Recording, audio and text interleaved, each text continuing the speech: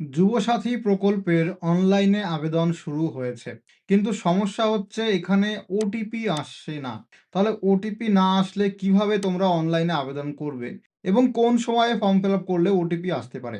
ভিডিওটা সম্পূর্ণ দেখো। ওটিপি রিলেটেড সমস্ত প্রশ্নের উত্তর আজকের এই ভিডিওতে আমি দেওয়ার চেষ্টা করব। চলো শুরু করা যাক। তো তোমরা কি করে আসবে এই পোর্টালে? wbtotthya.com, এইটার লিঙ্ক থাকবে ডেসক্রিপশন বক্সে। এইখানে এসে দেখতে পাচ্ছ যুবসাথী অনলাইন ফর্ম লিঙ্ক। এইখানে ক্লিক করলেও আমাদের যুবসাথীর অফিসিয়াল ওয়েবসাইট ওপেন হবে, অথবা স্ক্রল করে একদম নিচে চলে আসবে এবং এখানে দেখবে Yuvasathi form fill up link আছে। এখানে অনলাইনে ফর্মের লিঙ্ক আছে, যুবসাথী ফর্মের যে অফলাইন যে ফর্ম আছে তারও লিঙ্ক রয়েছে। যুবসাথী ক্যাম্প চেক করবে কিভাবে, কোথায় কোথায় ক্যাম্প বসবে তারও অফিসিয়াল ওয়েবসাইটের লিঙ্ক আছে। তো এই পোর্টালের সমস্ত লিঙ্ক আছে, এখান থেকে দেখে নেবে। তো আমি যুবসাথী অনলাইন ফর্ম লিঙ্ক এর উপরে ক্লিক করলাম। ক্লিক করলে এই পেজটা আসবে।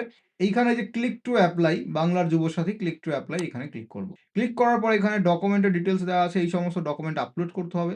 এবার এখানে অ্যাপ্লাই অনলাইন এখানে ক্লিক করব। এইবার দেখো এখানে বলা রয়েছে, এবার এখানে অ্যাপ্লিকেশন করার জন্য আবেদনকারীর মোবাইল নাম্বার দিতে হবে। ক্যাপচা কোডটা দেখে gate OTP or secret pin এই বাটনে ক্লিক করতে হবে।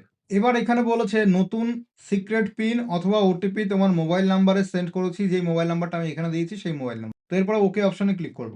এবার 6 সংখ্যার একটা পিন বা ওটিপি আমার ফোন নাম্বারে সেন্ড করেছে, কিন্তু আমি এখানে কম করে 30-40 বার ট্রাই করেছি, আমার কাছে ওটিপি আসছে না। এবার এই ওটিপি কেন আসছে? প্রথম কথা হচ্ছে, যুবসাথী প্রকল্পের অনলাইনে আবেদন আজকে শুরু হয়েছে, অর্থাৎ এই যে ওয়েবসাইটটা দেখতে পাচ্ছ এটা আজ লঞ্চ করা হয়েছে, মানে 16ই ফেব্রুয়ারি নাগাদ। এবার এখন একসঙ্গে রাজ্যের সমস্ত জেলার বেকার ছেলেমেয়েরা অ্যাপ্লাই করার জন্য ট্রাই করছে অনলাইন পোর্টালে, যার জন্য এই যে সার্ভারটা এটা লোড নিতে পারছে না এবং ওটিপি পাঠাতে পারছে না। তাহলে যখন সবাই ইউজ করবে একসাথে, যখন হিউজ ট্রাফিক আসবে, তখন এটা লোড এরম কমে যাবে। যার জন্য তোমাকে কি করতে হবে, রাত্রেবেলা যখন সবাই ঘুমাবে তখন ট্রাই করতে হবে। যেমন রাত্রেবেলা 1টা, 2টো, 3টে, 4টে এই সময়টা ট্রাই করো, তাহলে ওটিপি আসবে। অথবা এখন ছেড়ে দাও, একদম তুমি 20 ফেব্রুয়ারি থেকে 26 ফেব্রুয়ারির মধ্যে ট্রাই করো, তাহলেও এখানে ওটিপি আসা শুরু হয়ে যাবে।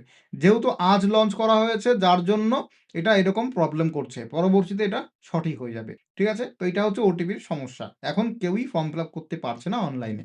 অনলাইনে শুরু হয়েছে বাট ফর্ম ফিল আপ হচ্ছে না এই ওটিপি না আসার কারণে। দ্বিতীয়ত আমি তোমাদেরকে সাজেস্ট করব, অনলাইনে এখন ফর্ম ফিল আপ করতে যেও না। কারণ অনলাইনে ফর্ম ফিল আপ করলে কোনো ডকুমেন্ট আপলোড এদিক ওদিক হয়ে গেলে তুমি বুঝতে পারবে না, তুমি আপলোড করে দেবে, পরে গিয়ে টাকা পাবে না, সেটা একটা আলাদা ব্যাপার। যার জন্য আমি বলছি তোমরা এখন অফলাইনে আবেদন করো।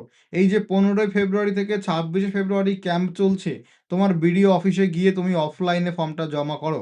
একটু সমস্যা হবে, লাইনে দাঁড়াতে হবে, সারা দিন নষ্ট হবে, কিন্তু তবুও টাকা পেতে চাইলে অফলাইনে যাও। কারণ অফলাইনে যে স্টাফ আছে, সরকারি স্টাফ, তারা তোমার সমস্ত ডকুমেন্ট ভেরিফিকেশন করে জমা নেবে, তারপরে তোমাকে সিল মেরে রিসিপ্ট ফেরত দেবে। তার মানে তোমার অ্যাপ্লিকেশন সঠিকভাবে সাবমিট হয়েছে এবং তুমি টাকা পাবে। বাট অনলাইনে তুমি ভুল করছো কি করছো না ফর্ম ফিল আপ করার সময়, কোনো ডকুমেন্ট সঠিকভাবে আপলোড করছো কি করছো না ফর্ম ফিল আপ করার সময়, সেটা কেউ দেখার নেই।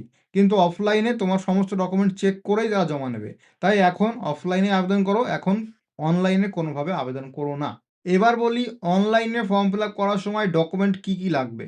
প্রথমে লাগবে মাধ্যমিক বা সমতুল্য পরীক্ষার অ্যাডমিট কার্ড। তারপরে লাগবে মাধ্যমিক বা সমতুল্য পরীক্ষার মার্কশিট অথবা certificate, Aadhaar card, voter card, first page of passbook, ব্যাংকের পাসবইয়ের প্রথম পেজের ছবি, এসসি এসটি ওবিসি সার্টিফিকেট যদি থাকে সেটা, কালার পাসপোর্ট সাইজ ছবি, 3 মাসের বেশি পুরনো হওয়া চলবে না, তোমার সিগনেচার করতে হবে সাদা পেজে, সেটা ছবি তুলে আপলোড করতে হবে, এবং এখানে তোমার যে মোবাইল নাম্বার সেটা একটা ওটিপি যাবে, তো ভ্যালিড মোবাইল নাম্বার থাকতে হবে। এইবার এইখানে 1 থেকে 6 নাম্বার যেই সমস্ত ডকুমেন্ট চাওয়া হয়েছে প্রত্যেকটা পিডিএফ, অর্থাৎ ছবি তোলো সেটাকে পিডিএফ করো। বাদ বাকি 7 এবং 8 নাম্বার যেটা তোমার পাসপোর্ট সাইজ ছবি এবং সিগনেচার, সেটা শুধুমাত্র ছবি তুলে আপলোড করলেই হবে, সেটা পিডিএফ করার দরকার নেই। তাহলে তোমার যে ফটো এবং তোমার যে সিগনেচার তার সাইজ 1 এমবি, বাদ বাকি যে সমস্ত ডকুমেন্ট আছে এই 1 থেকে শুরু করে 6 এর মধ্যে, এই লিস্টের প্রত্যেকটা 2 এমবির মধ্যে। এবার প্রথমে মাধ্যমিক বা ইকুইভ্যালেন্ট অ্যাডমিট কার্ডের ছবি তুলো। ছবি তুলে সেটাকে পিডিএফ বানাও। কি করে পিডিএফ বানাবে? মনে করো তুমি ফোনে সুন্দর করে যাতে বোঝা যায় সেভাবে ছবি তুললে। তো ছবি তোলার জন্য একটা অ্যাপ আছে ডকুমেন্ট স্ক্যানার বলে, ওই ডকুমেন্ট স্ক্যানার অ্যাপটা প্লে স্টোর থেকে ডাউনলোড করো। তারপরে সেই ডকুমেন্ট স্ক্যানার অ্যাপ থেকেই তুমি ছবি তোলো, তাহলে ওটা অনেকটা স্ক্যান করে যে ডকুমেন্ট আকারের ছবি হবে এবং ওটা পিডিএফেও তুমি নিয়ে নিতে পারবে। ওটা গেলে একটা প্রসেস। দ্বিতীয় প্রসেস হচ্ছে, তুমি ছবি তুললে, গুগলে গিয়ে সার্চ করলে জেপিইজি টু পিডিএফ কনভার্টার, ঠিক আছে? তাহলে প্রথমে অনেকগুলো ওয়েবসাইট আসছে। এই প্রথমে যে ওয়েবসাইটটা আছে এটা ওপেন করো। এইখানে গিয়ে তোমার যে জেপিজি ফাইল মানে যেটা ছবি, সেই ছবিটা এখানে আপলোড করে দাও। তো আমি উদাহরণের জন্য একটা ছবি জেপিজি ফরম্যাটের ফাইলটা মনে করো এইটা, আমি এটা আপলোড করলাম। আপলোড করলে এবার আমি এখানে ফলো করবে এটা পোর্ট্রেট হচ্ছে না ল্যান্ডস্কেপ। তো আমি ল্যান্ডস্কেপ করলে এরকম হবে, পোর্ট্রেট করলে এরকম হবে। এবার এখানে আমি মার্জিন দিতে চাইছি, তাহলে আমি বিগ সিলেক্ট করলাম। করার পরে convert to PDF A click করব। ক্লিক করলে আমার এই যে ইমেজটা এইটা কিন্তু এবার পিডিএফ আকারে হয়ে গেল। এবার এই যে পিডিএফ হয়ে গেল এটাকে এবার আমি আপলোড করতে পারি। কিন্তু পিডিএফ করার আগে তুমি যে ছবিটা তুলছো, ছবিটা যেন প্রত্যেকটা লেখা ওয়ার্ড ক্লিয়ার বোঝা যায়। ঠিক আছে? ওইজন্য আমি বলছি ডকুমেন্ট স্ক্যানার বলে একটা অ্যাপ আছে। ওই অ্যাপ থেকে তুমি যেকোনো ডকুমেন্টের ছবি তুললে সেটা অরিজিনাল পিডিএফ এর মতো কনভার্ট করে দেবে। তো ওই অ্যাপ দিয়ে ছবি তুলে সেটাকে এখানে আপলোড করো। বাদবাকি পাসপোর্ট সাইজ ছবি তুমি কি করে বানাবে সেটাও তুমি এখান থেকে বানাতে পারো। তুমি যেকোনো একটা ছবি তোলো, তোমার মোবাইল থেকে সেলফি তোলো যেন তোমার ফেস ক্লিয়ার বোঝা যায়। তারপরে জাস্ট গুগলে গিয়ে সার্চ করবে passport size photo maker. Search করলে দেখো প্রচুর ওয়েবসাইট চলে এসছে। এখান থেকে যেকোনো একটা ওয়েবসাইটে তুমি ঢোকো এবং আপলোড ইমেজে গিয়ে তোমার একটা ছবি আপলোড করে দাও। আপলোড করে দিলে পাসপোর্ট সাইজের ছবি বানিয়ে দেবে, সেটা তুমি ডাউনলোড করে আপলোড করতে পারো। তো এইভাবে তুমি ডকুমেন্ট ম্যানেজ করবে এবং ওটিপি না আসলে ওটিপির সলিউশন আমি বলে দিলাম। তবে আমি তোমাদেরকে এখন সাজেস্ট করব যে এখন অফলাইনে আবেদন করো।